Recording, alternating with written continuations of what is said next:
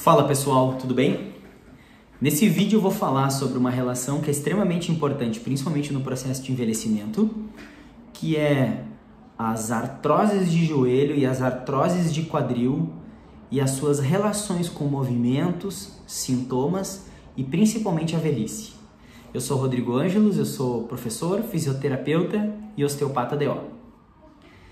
É muito importante que a gente reconheça, primeiramente, que artroses são processos degenerativos naturais que ocorrem por um processo de envelhecimento para as articulações, as superfícies articulares. E isso não existe nenhuma condição específica que possa favorecer ou estar associada diretamente com uma alteração geradora de quadros dolorosos, tá? Por ser um processo natural de envelhecimento, a gente não pode atribuir causa, efeito a desgaste e dor, uma vez que nós temos um corpo de evidências científicas de grande porte, de altíssimo nível de relevância nesse cenário, que nos mostram que pessoas têm processos degenerativos e não têm sintomas, e pessoas têm sintomas e não têm processos degenerativos. E lógico que também tem pessoas que têm sintomas, têm processos degenerativos e uma coisa está associada à outra. Mas a gente precisa sempre levar em consideração, em primeiro caso, a relevância clínica do diagnóstico clínico, do exame clínico que nós, fisioterapeutas, médicos, osteopatas, terapeutas manuais, realizamos no nosso consultório para que a gente consiga construir um diagnóstico condizente com a situação clínica do paciente e não simplesmente olhar os exames de imagem e atribuir causa e efeito, porque isso a gente aumenta muito a probabilidade de nós estarmos errados. Eu tomei a iniciativa de gravar esse vídeo hoje porque eu acabei de atender uma paciente aqui no consultório que ela tem 59 anos e ela tem artrose de joelho e quadril. Jogou futebol de salão a vida inteira, sempre foi uma mulher ativa, jogava vôlei, fazia uma série de exercícios na sua rotina de vida e começou com uma dor inespecífica na região do joelho, uma dor que começou subitamente, e trouxe algum desconforto, e ela procurou um profissional médico. Esse profissional médico pediu para ela uma série de exames, entre raio-x e ressonância, e a diagnosticou com artrose nos joelhos e artrose no quadril. E há duas condutas que foram determinadas por ele. A primeira delas, tirar toda e qualquer atividade de impacto, que gerava algum tipo de sobrecarga, segundo os conceitos desse profissional, como correr, caminhadas longas, fazer exercícios na academia de agachamento, que tivesse carga sobre os joelhos, e recomendou a ela que ela fizesse exercícios de baixa intensidade ou de baixa carga, como ir na natação e andar de bicicleta. E desde lá ela começou a pedalar, tá? Ela, por ter esse vínculo com o exercício muito forte, ela não deixou de se exercitar, e mantinha-se pedalando. E a outra conduta do médico foi orientar ela ao uso de suplementação de glicosaminas, que são suplementos que se propõem a atuar sobre as cartilagens, assim como as condroitinas, São medicamentos que a gente vê ofertados nas farmácias, onde mistura-se com a água e que sugere que possa gerar alguma melhora das articulações, reposição de cartilagem e uma série de questões. O que nós precisamos considerar com relação a isso? Primeiramente, a Academia Americana de Reumatologia, segundo os seus últimos guidelines, que são os guias clínicos de manejo para as condições degenerativas naturais, elas contraindicam a suplementação das glicosaminas e condroitinas para pacientes com artrose, porque existe uma relação que a ciência determina que se chama custo-benefício, ou seja, você tem o custo de um determinado tratamento e isso precisa te dar um benefício, e o benefício ele precisa ser superior ao custo, e principalmente esse benefício superior ao placebo, que é uma atividade ou alguma coisa inerte que gera algum resultado, para que a gente consiga sugerir que aquela conduta vá ser melhor do que nada, né? E que de alguma forma possa trazer uma repercussão clínica saudável para esse indivíduo. Então a Academia Americana contraindica o uso dessa medicação porque ela não tem resultados melhores do que o placebo na grande maioria dos estudos, né? Nos estudos de boa qualidade. A retirada dos exercícios de sobrecarga, que geram sobrecarga, né, entre aspas, porque isso não é uma afirmação correta, ela de certa forma limita a funcionalidade do ser humano num momento de vida onde a gente precisa lutar para nos mantermos funcionais.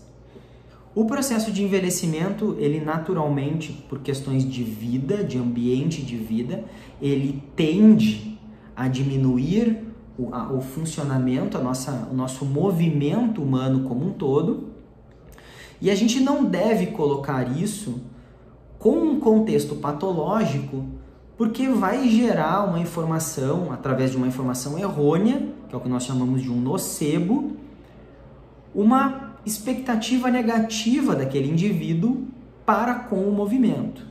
Porque ele vai entender que se expor a sobrecargas e a movimentos vão prejudicar essa condição estrutural que porventura já possa ter algum quadro doloroso ou até mesmo alguma incapacidade. Os estudos mostram que as melhores formas de tratar as alterações degenerativas, principalmente aquelas de nível leve a moderado, intermediário, não aquelas condições onde a gente já tem uma limitação funcional muito instaurada, com grande perda de amplitude de movimento e com grandes incapacidades associadas, que o exercício é a melhor ferramenta de prevenção e de, inclusive, de tratamento, né? O exercício com foco em ganhos de força, treinos de potência, treinos de equilíbrio, fortalecimento de segmentos específicos para que a gente, segmentos musculares, né, para que a gente melhore o contexto funcional, não só daquela articulação, mas daquele indivíduo como um todo. Por mais que eu possa terapeuticamente atuar de uma maneira ou isolada ou com exercícios específicos para um segmento, como fortalecimento do membro inferior, da perna para uma artrose de joelho, eu tenho que me preocupar sempre na funcionalidade como um todo do corpo desse indivíduo, né? Nessas valências que eu citei: força, potência, equilíbrio, mobilidade, resistência, alongamento e uma série de outras. Isso vem com exercício, né? Isso vem com a prática do movimento. Isso vem com a prática do livre movimentar-se, que é que a pessoa continue tendo o ímpeto ou a ânsia de se manter em movimento constantemente para garantir a sua independência funcional. Independência essa funcional que fica limitada, obviamente, quando nós temos um quadro doloroso ou algum quadro de incapacidade, e como eu disse, isso pode vir das artroses, mas a gente precisa diagnosticar isso muito bem, porque essa paciente que eu citei para vocês, o diagnóstico foi feito no exame. Essa paciente ela não tinha nenhuma restrição de mobilidade do joelho, o joelho dela dobrava completamente e não tinha dor, o quadril dobrava completamente, ela pegava e botava o joelho no peito e não tinha nenhuma dor no quadril. Não tinha nenhuma limitação de amplitude de movimento para qualquer um desses movimentos. E ela foi contraindicada a se movimentar. Então, a gente tem a obrigação de desconstruir essa informação, que é uma informação inadequada. A gente precisa inserir essa paciente num contexto de vida mais adequado. Ela saiu daqui com a recomendação de ir para a academia, fazer um trabalho de fortalecimento.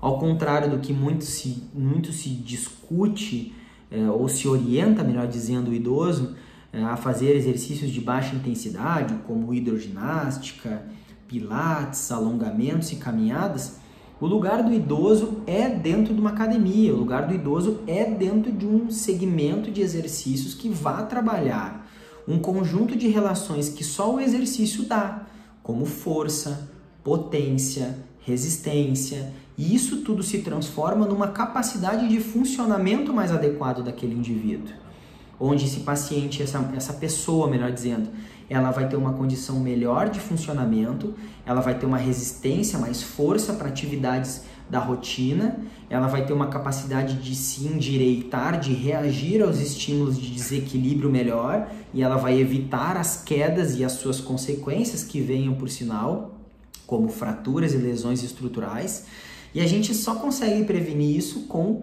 treinamento adequado. Se não houver isso, se essa pessoa ficar num ambiente de alongamento, de mobilidade, com exercícios de baixa intensidade, com exercícios de baixa carga, ela pode, o que ocorre na grande maioria das vezes, não gerar o nível de treinamento adequado.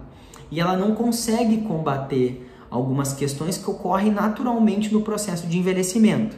Dentre elas eu destaco duas. A principal delas, que todo mundo conhece, né, é a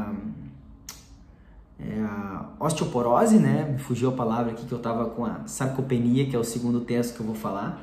A osteoporose e as osteopenias, que são as alterações ósseas estruturais, né? A perda ou a diminuição da massa óssea, da síntese óssea, do depósito das células ósseas dentro do osso, que é o que constitui, né, a dureza, a solidez da capacidade óssea, não só para manter a estrutura de pé, mas também para reagir diante das quedas e dos traumas. Uma estrutura que ela não tem a sua melhor condição óssea, ela fica mais suscetível a fissurar, a fraturas, em virtude dos traumas principalmente. E o que ocorre é que existe uma grande quantidade de traumas no idoso e que levam às fraturas, e que os estudos epidemiológicos mostram que é muito grave uma fratura no idoso, porque a probabilidade desse idoso ele ir a óbito, não pelo trauma, mas pelas consequências do trauma, aquele trauma que se consolida naturalmente ou aquele que precisa ir para o tratamento cirúrgico, é muito grande.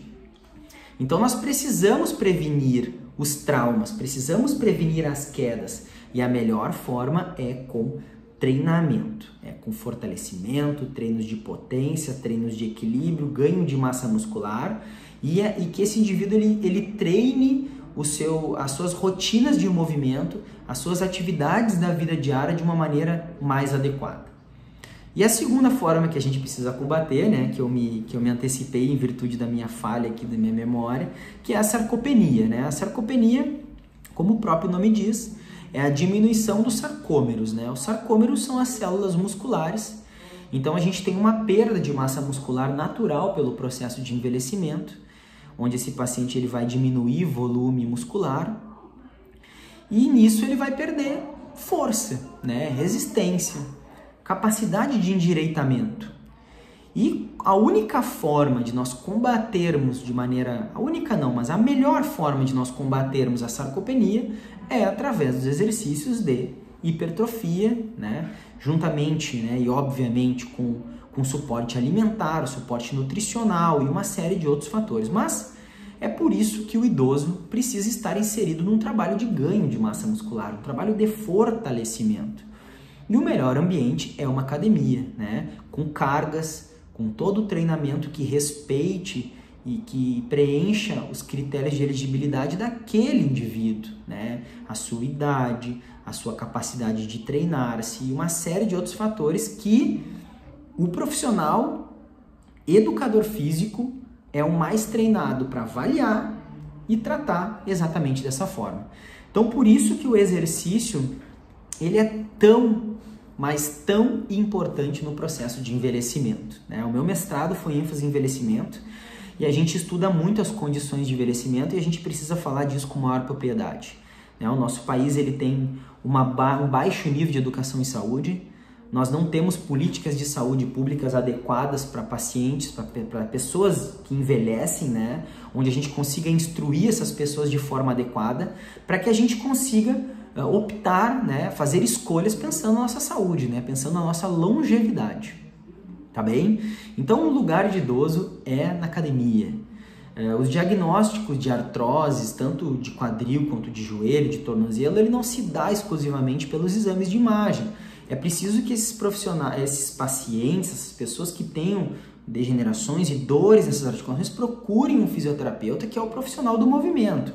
É ele que determina a capacidade de funcionamento do idoso, não é o agente médico, né? Não é o agente profissional médico.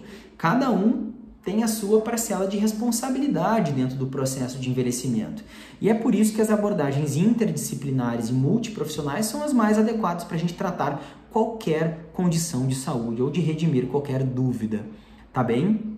Então, se você tem algum problema de artrose de joelho, artrose de quadril, mesmo que tenha dor, mesmo que tenha alguma limitação funcional, reconheça o fisioterapeuta como o principal profissional, agente de saúde capaz de te ajudar a melhorar o teu movimento, tá? Não é o remédio, muitos casos não se trata de forma cirúrgica, então a gente tem que basear isso através do trabalho do fisioterapeuta, com o uso do movimento, o exercício, de toda a terapia que o fisioterapeuta tem ao seu alcance e o alcance também do educador físico como um agente principal, promotor do movimento e do trabalho de fortalecimento.